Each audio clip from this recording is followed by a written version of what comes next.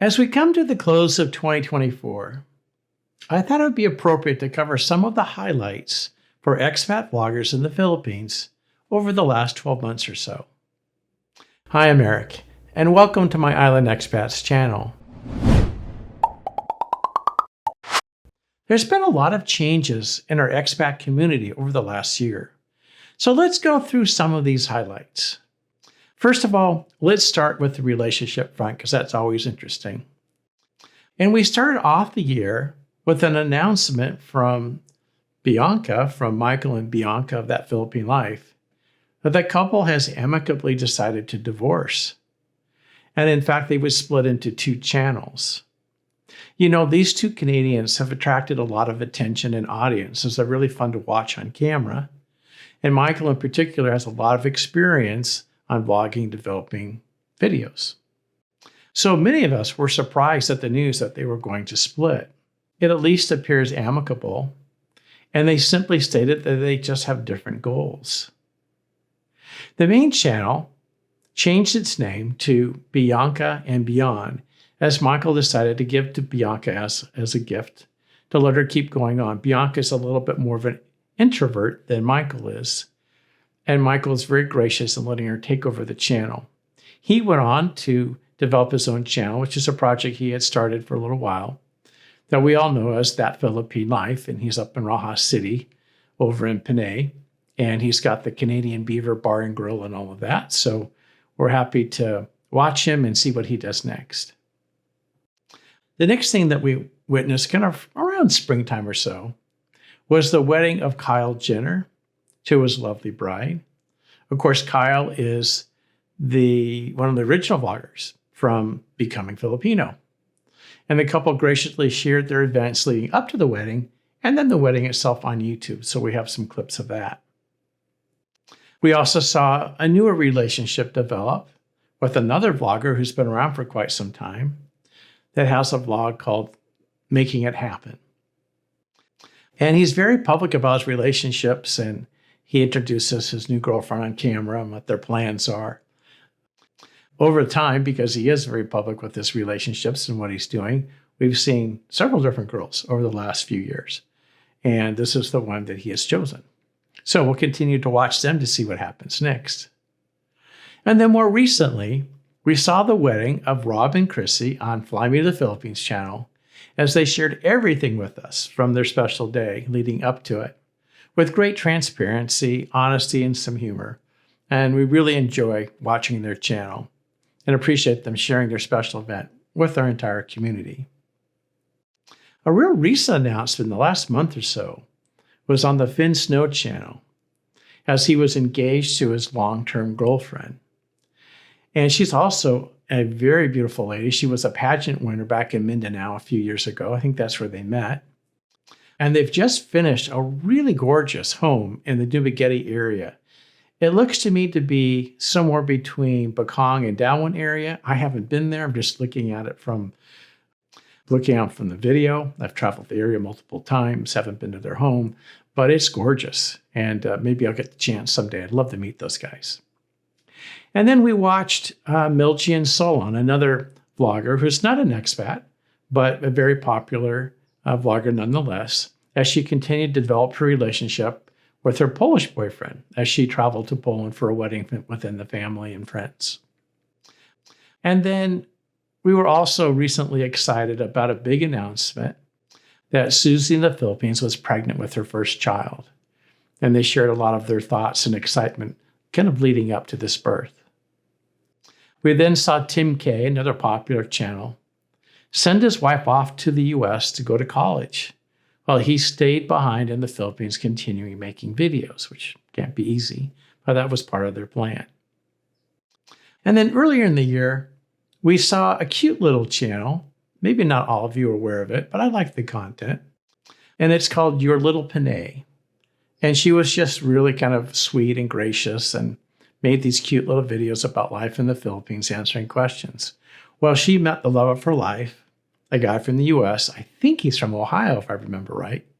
They got engaged and they moved to the US, and I don't think we've seen a video from her since that time in maybe 6 months or so. But we wish them the best. And then another popular channel who's been around for years now is Gio. And we watched Gio and Maya as they were married in the last year or two. And they traveled to Japan, I think also Vietnam, if I remember correctly. And they often helped each other with their channels, being a guest on each other's channels. I know Gio focused on really helping her to build her base and how to do things since he has so much experience. And unfortunately, recently, we were shocked to find out that the couple has decided to separate and no longer be a couple. I guess it just wasn't the chemistry there that they were hoping for. In the end, Gio's decided to leave Dumaguete and be moving on. I think Maya is from the Dumaguete area. She's from the town just north of downtown, where the boulevard is along the ocean there. And then there's North Point. Well, just north of that on the way to the airport is Sibulon. And I think that's where they lived. And that's where Maya's family is from. So from what I understand, at this point in time, Maya's staying there. So not happy with that news. I have met Gio personally. Thought he's one of the nicest guys I've ever met. Gave me his time. I've watched Gio for years. And afterwards, we went out to lunch and just talked. And he was very open and friendly and very helpful to me. So I wish Gio and Maya both the best of luck, and sad to hear their news. And then we watched the birth of a new baby to a relationship here, a baby named Rogan, to Mark and Jen Thornton, who's now roughly about a year old, from Every Man Has a Story channel. And they actually added Rogan to some of the videos and shared the baby with us, which was really special. Didn't have to do that. And unfortunately, about a week ago, Mark suddenly had a stroke and passed away. Our hearts go out to Jen and to Rogan, and we wish them the best in the future. In other news, we saw Jay, the lonely bull in Asia, leave BGC after 3 years there and really loving it, and moving over to Thailand. So this other news section I'm going to talk about is outside of relationships now, just general news. Jay's channel was really taking off, and he had a lot of interesting content there. We also saw Old Dog Paul pull together plans and buy a piece of land to build a house for his wife in the Dumaguete area, only to be taken advantage by a local contractor who does not sound like a very good person. In fact, it sounds like he should be in jail. I hope that all works out for them. They're going to have to restart and find another contractor and then build from there. Then, as you know, Old Dog Paul is one of the original vloggers in the Philippines, along with Rike from Life Beyond the Sea and Gio. All three of these have been doing this more than 10 years and really were the founders of vlogging for expats in the Philippines. This year, we watched a newcomer really build a channel and build an audience, and his name is Brian from Brian the Lion channel. And most of his videos are walking around the streets of BGC. He has some really interesting narration, and he's good at writing the copy and kind of describing different comparisons between life in the Philippines and life in the US and other Western countries. And because he's in his mid-40s, he also picks up kind of a younger audience, but he's growing very, very quickly. We also saw Rike of Life Beyond the Sea put out a lot of videos this year, multiple videos every week, working very hard in this space. And he focuses on relationships and finding the right Filipina and red flags and how to adjust to the Philippines, a lot of different topics depending upon what's going on. But unfortunately for Rike, in the middle of the year, he had a serious health issue. And he was in pain for about 10 days before he finally got on his motorcycle and rode into the medical center just to find out that he had that had burst, which is life-threatening.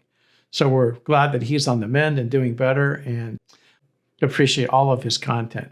Another one of the original founders of the vloggers.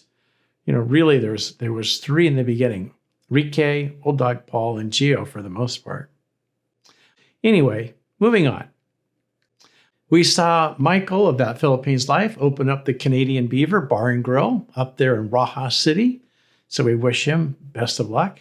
He's also in a new relationship, and that's kind of an interesting story. He was just trying to help out this lady, and the lady's child, this daughter of hers, and allowed them to stay in the home that he was renting. So they had a place to stay as they were in transition.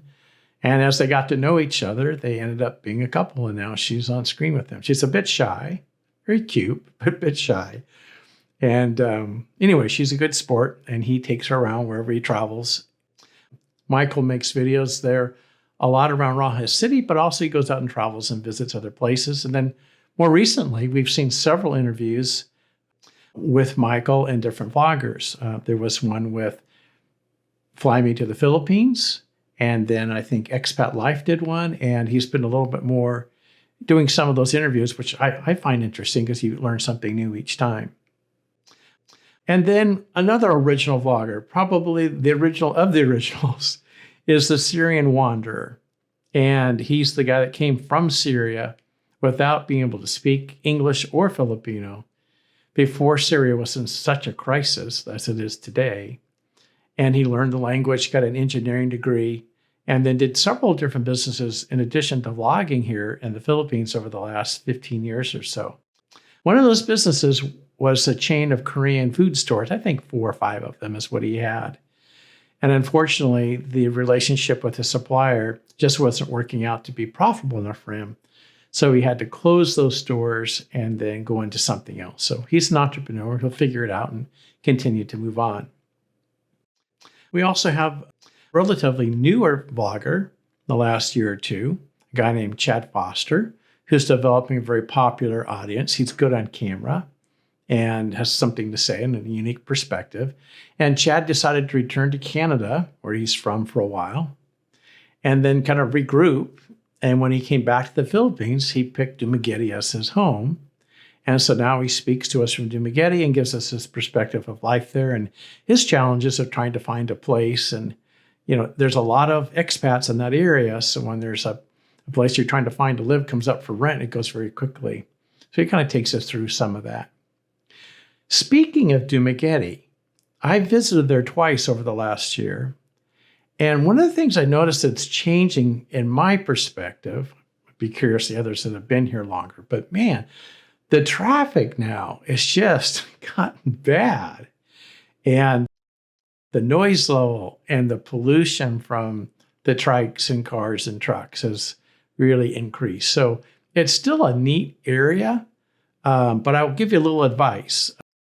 I tried something different this last time I was there a year ago.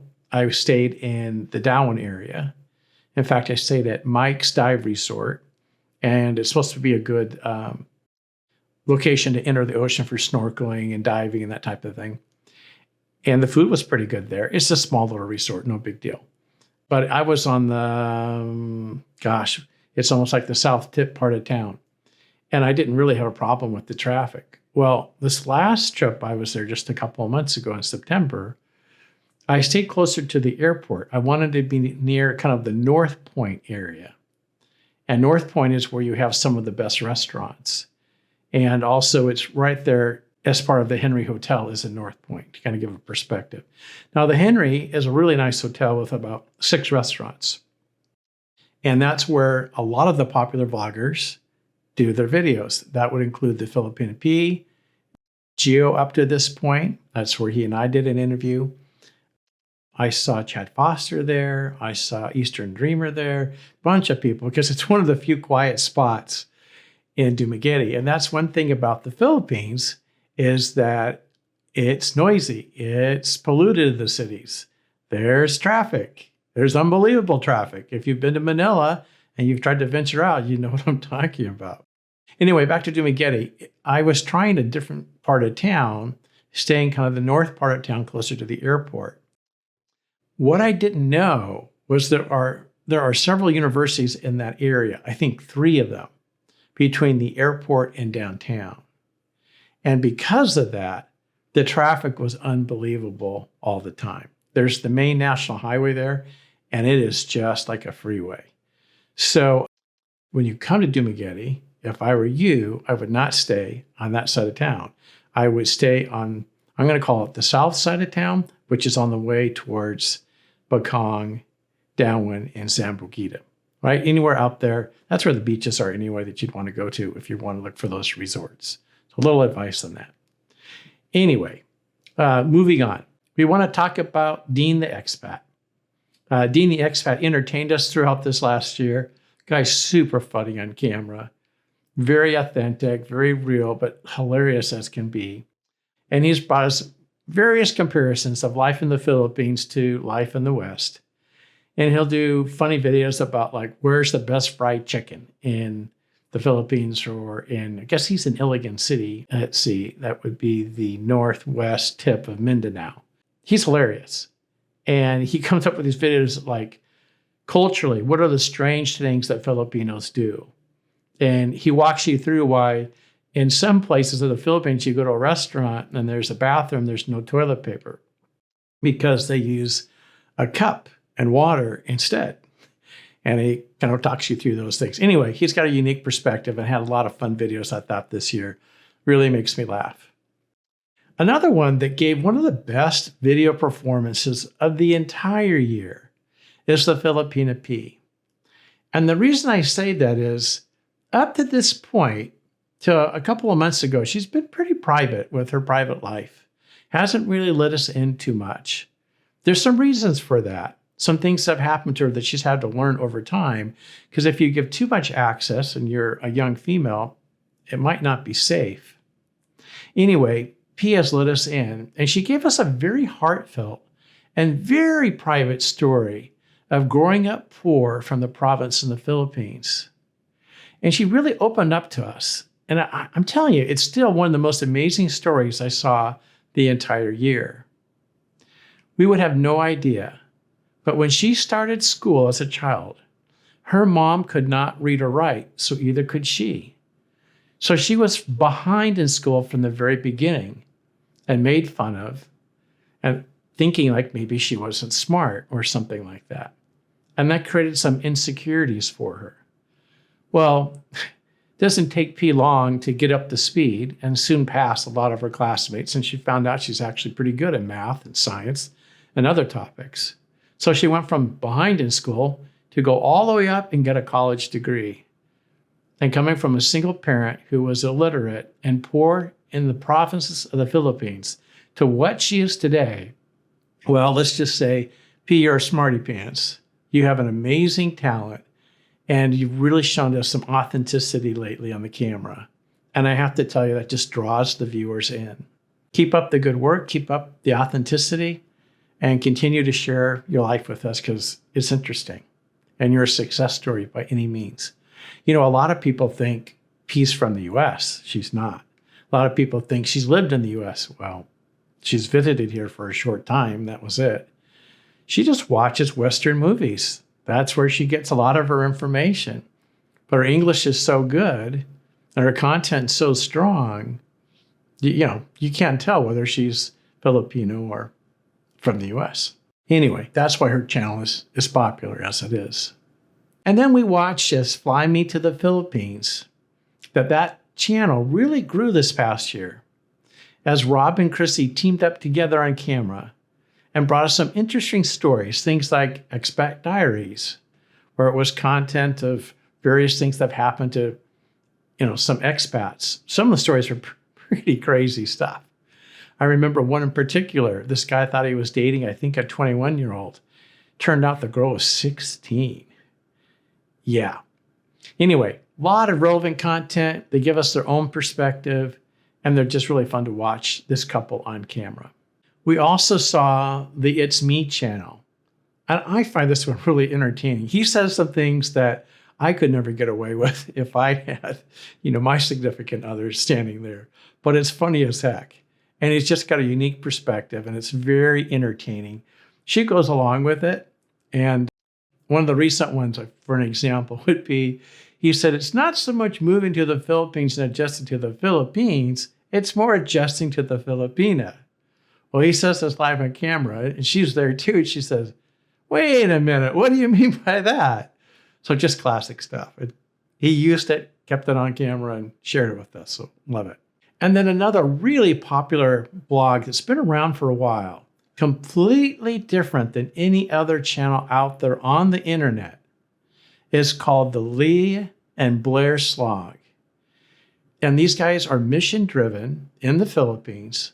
And what they do is they go out and they find lost loved ones and reconnect them with their parents who have lost contact or maybe didn't even know they existed and for sure haven't even met. I'm telling you, this channel, this Leah and Blair blog, and they call it Slog for some reason, S-L-O-G. The rest of them are vlogs. It's one of the most moving channels on the entire YouTube platform.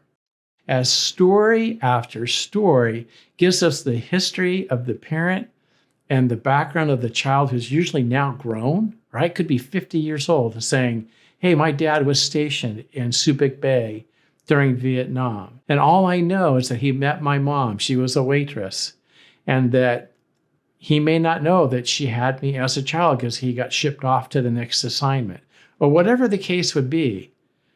And Leah and Blair spend their time digging into the history using Ancestry.com and then reaching out to see if anybody knows any relative or family member or close friend and tries to reconnect them. And they usually find the long lost either father or mother. I mean, the Philippines is a challenging place that way. Some parents who just can't afford children give them up as orphans and they go to the orphanage and they lose contact with them. I knew someone personally like that was raised mostly in an orphanage who had parents. So a lot of times they lose touch with the family and they go on with their life. But then one day they decide they want to reconnect and find them. And that's what Lee and Blair do. And they actively are using genealogy tools, using DNA tracking through Ancestry.com and some of the experts that they have. So it's moving because when you connect, someone that maybe never met their father and for the first time, meets them. Often the father is back in the US or some other Western country. And they reach out and say, hey, guess what? You've got a daughter or you've got a son. Do you want to meet them? And then they coordinate the whole thing and they catch it on camera and it's real and authentic and it's moving. So check them out. And then, of course, another really popular vlogger has been around in the Philippines for a while, completely his own style. I find him very interesting to watch. And that's Commander Dot. And he takes us through the Philippines in unique places, different cultures, tries to find something new about the area. And he's really good with the cinematography. He uses a drone for some of his footage. He understands sound. He's able to record while he's riding his motorcycle and he's out exploring. And I just like his storytelling. So that's another one to keep an eye on. If you haven't watched Commander Dot, go find his channel. And then we also watched Rike from Life Beyond the Sea as he himself got married in the last couple of years, last 2 years or so. And so we found out about that story. And he gives us candid life advice after living in the Philippines, somewhere between, it's got to be 12, 13 years now. And he gives us advice on things to consider, like why you would move here or not move here, what's going to be like in the Philippines versus in the US, the pros and cons, and kind of just tells us the truth. And of course, we've watched Old Dog Paul. He's been here for years, give us his perspective on many topics, always raw and unedited. That's his approach. When he got into this, he said, I'm just going to turn on the camera and it's going to record whatever I say and it's going to kind of be on the fly. And that's how he shoots his stuff. And I appreciate it very much because it's authentic. And so then it's easier. Paul, you save yourself a lot of time by not having to edit like the rest of us. Anyway, moving on. We also saw another interesting channel, which is more about information about the Philippines and different topics, called the Philippines Info Channel. And the guy's name is Steven, and another real authentic guy. He works with the U.S. Embassy and tries to help people as like a volunteer to help them get visas and understand the rules. And he's now, in the last month or so, transitioned to a new channel where it's more of kind of a talk format. So that'll be interesting. He felt like he could get a little bit more discussion and open topics and talk about whatever he wants to talk about. So look for his new channel. It's out there. I'll talk about the new channel we got coming up. It's going to be called The Boston Guy. This is going to be a totally new channel. We will talk about the Philippines sometimes. We will talk about expat life sometimes. But we're also going to talk about whatever we feel like talking about on there. I think it'll be a little bit more interesting than the Philippine Info Channel. It'll give everybody out there a place to come and chat about whatever. Steve, what's going to happen with the Philippine Info Channel if you start another channel? Well, it's going to become the Asian Info Channel, and that'll happen overnight. So for all you guys that are already subscribed to the channel, you don't have anything to worry about. Rich is going to take it over, and Rich and I are going to talk about possibly doing some things together. So I'm not going to be totally gone. Rich is going to do probably live things with me on there, or both of us on there talking or what have you. And it'll be kind of interesting. And he's going to do his own stuff. He might pass on some information from me to you guys out there, but he's going to change it into something different where you can talk about Vietnam, you can talk about Thailand, you can talk about the Philippines, you can talk about Malaysia. It'll be the Asian Info Channel. And then we watched also as Philly in the Philippines gave us his unique perspective on many, many things. We saw some controversy around the regular guy channel. You know, his channel is like the hunt for the ultimate Filipina, and it's often very raw and straight to the point of, kind of chasing them down. And that kind of caused some controversy as some people questioned his intent there. Anyway, another channel that we saw that grew significantly this year, which I found interesting, and it's got a business concept behind it of transitioning to the Philippines, and that's Savvy Expat. And I find a lot of his advice pretty good. And he's basically telling you, okay, if you're going to move to the Philippines, these are your visa options. This is how you set yourself up for success in the Philippines. And what I appreciate about the guy behind Savvy Expat is he's originally from Chicago. He certainly looks Filipino, has excellent English, but he moved to the Philippines from Chicago and set up this business in the Manila area. So if you want somebody, he calls it the top 1%. If you want a high-end player to help you transition and do everything for you, set up the bank accounts, walk you through the process, help you look at the leases, all the different things that you need to do to come here to stay, then he's the guy you would talk to. And then we also have another really authentic kind of raw channel that just gives us his perspective, and that's Sunshine Shoulders. And I appreciate his information because it's different than a lot of the other people that we listen to.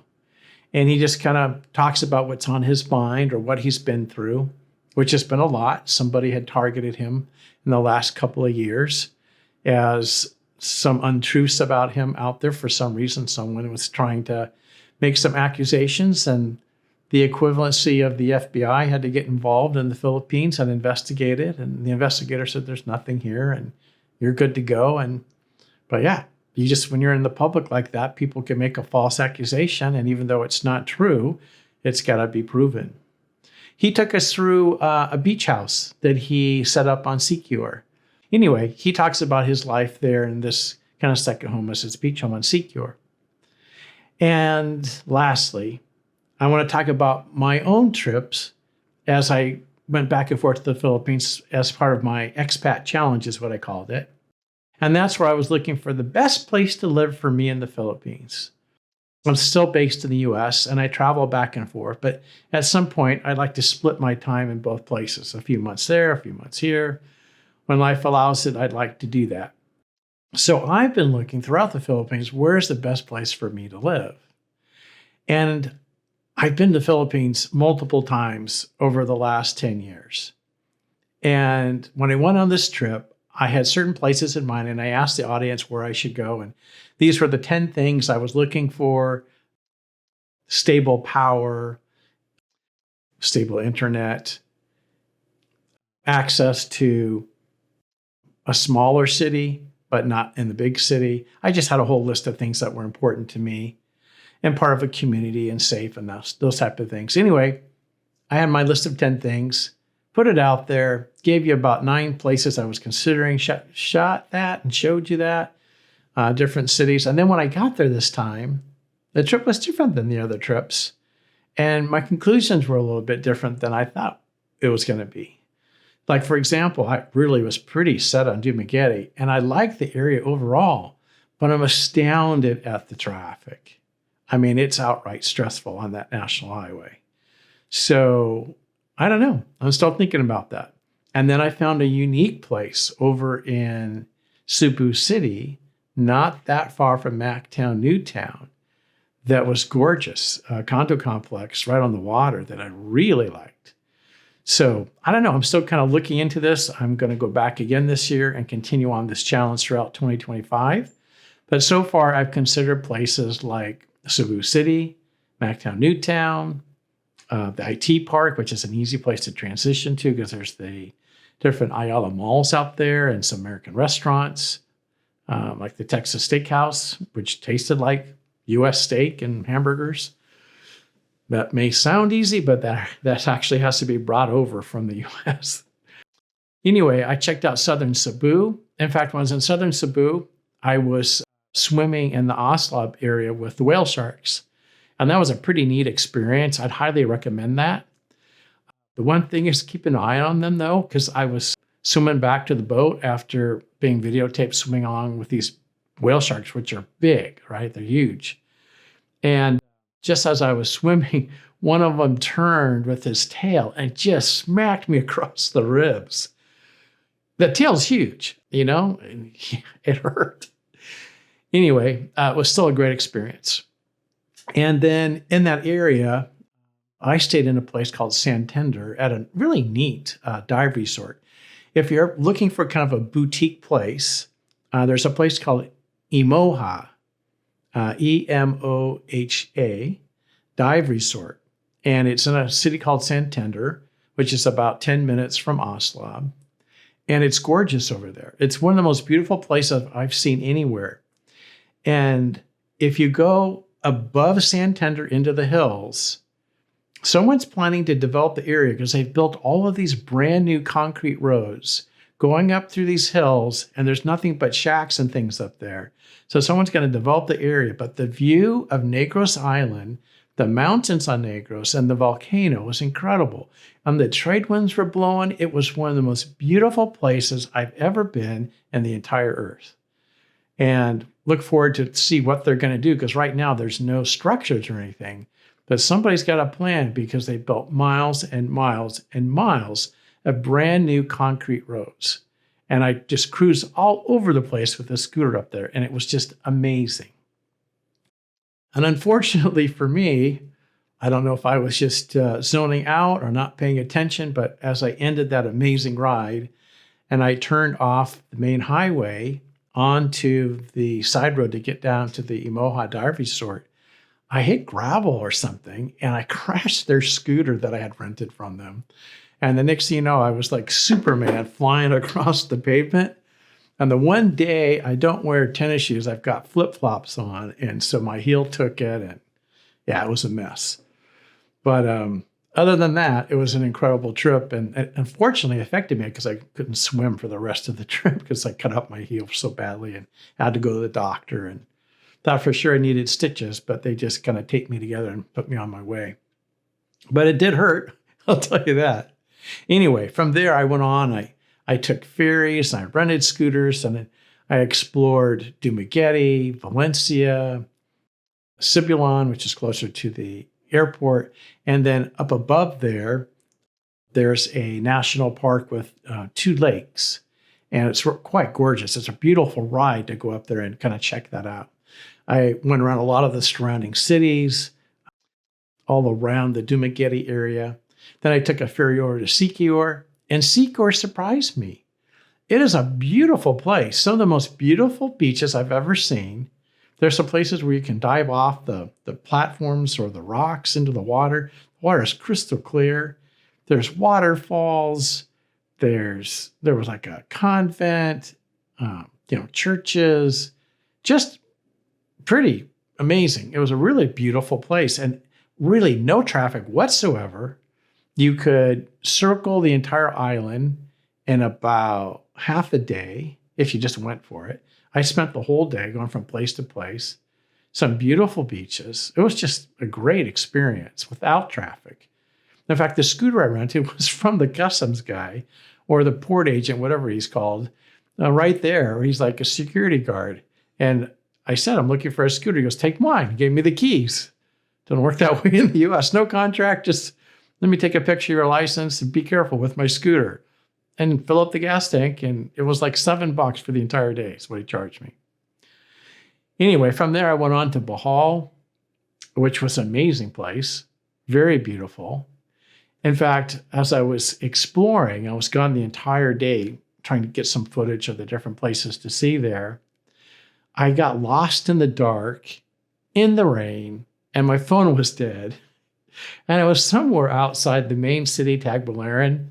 And then on the way to Panglao, trying to get back towards the beach where I was staying, I was completely soaked.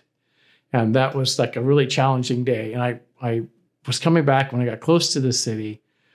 I thought, how am I going to get back? Because my GPS isn't working. I don't have a map. It's like I was counting on my phone.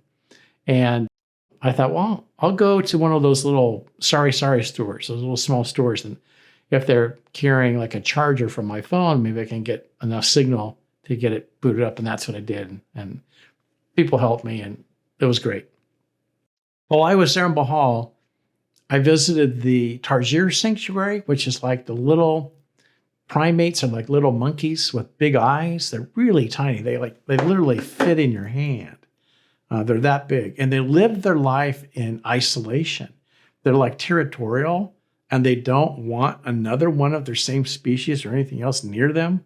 And then they have to be beneath the trees. They can't be up here because the birds will catch them. And then if they're too low on the trees and on the ground, the snakes and cats will get them because they're just little things, you know. Anyway, really neat to see. Also on Bohol, there's the man-made forest, which was planted in the 70s by somebody.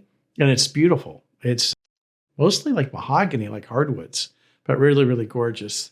There's the famous Chocolate Hills there. There's gorgeous waterfalls. And then there's a place where you can do a river cruise, and they have a buffet and they play music. And I think it was $30 US for like an hour and a half. And it cruised up and down this river. It was funny because at the time I thought, man, this looks like a scene out of Apocalypse Now. And when I researched it, they actually filmed most of the movie in the Philippines on rivers like that because it was just easier to access and more affordable than trying to, you know, go up through Vietnam and go to the original places. So that was kind of interesting. And then also I visited Bohol State University in Pilar. That was kind of fun. I just happened driving by, started shooting the campus, and then the students came out and saw me shooting, and they acted all fun on camera, and it was just something neat to see. And then I finished up that trip back in Panglao, and that's just a crazy place. That's where like the beach meets the city. It's like Miami South Beach or something like that. There's bars, there's people singing music, there's people holding hands walking the beach, there's dive spots. It's like the Hawaii of the Philippines. There's people from all around the world, especially Korea and China, that go there. Some pretty crazy and amazing nightlife and sights and sounds, but it was kind of fun to see.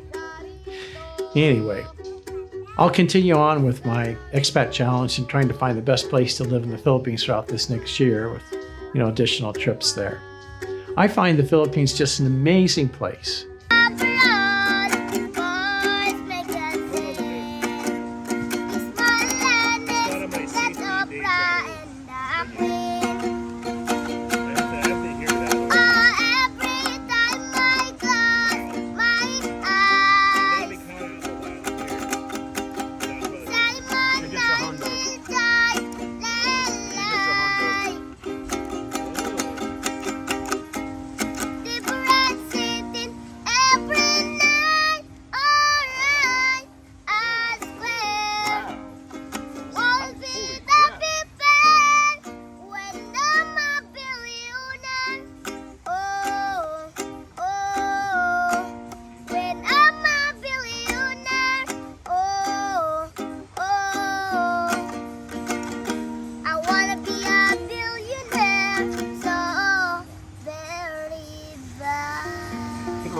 Awesome. Good job. Anyway, Philippines is an amazing place. It's not perfect, obviously, but it is kind of fun keeping track of everybody and seeing what they're going to do because I never know what's going to happen next. And my job's just to bring it to you here on Island Expats. Well, thanks for watching. I hope you enjoyed these highlights for 2024 as I kind of ramble on about the different people and what they're doing. And we'll look forward to 2025 to see what it has in store for us for both expats and vloggers and the people of the Philippines in general. Thanks for watching. Have a happy and safe new year, and we'll see you soon.